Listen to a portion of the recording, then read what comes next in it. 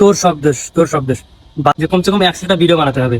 এই 100টা ভিডিও বানাইছি, তারপরেও কেন সফলতা আসে না? এখন আমরা যে ভিডিও বানাই একবারই রেকর্ড করি। আসলে সবচেয়ে 1 মিনিটের একটা ভিডিও বানাবো, ওই ভিডিওটা যতক্ষণ না পারফেক্ট হয় ততক্ষণ আমাকে ডিলিট করে করে মানে পুনরায় বানাতে হবে। ওই কাজগুলো আমরা করি নাই।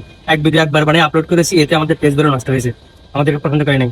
আসলে আমার মনে হয় এইটাই বড় ধরনের ফল্ট ছিল, যে একটা ভিডিও বানানোর আগে আমাকে কয়েকবার ডিলিট করে করে নতুন নতুন করে বানাতে হবে যতক্ষণ না পারফেক্ট হয়। মিস্টার সক্রেটিস সাহেবের একটা প্রিয় ডায়লগ, যে নো দাই সেলফ, নিজেকে জানুন। আসলে আমরা নিজেকেই জানি না, এটা আবার কি প্রশ্ন? প্রকৃতপক্ষে আমরা নিজেরাই জানি না, তার কারণ আমাদের মধ্যে যে কত রকমের বা কত ধরনের ভুল আছে সেটা আমরা কখনো ফাইন্ড আউট করি না, যার কারণে আমরা পিছিয়ে আছি।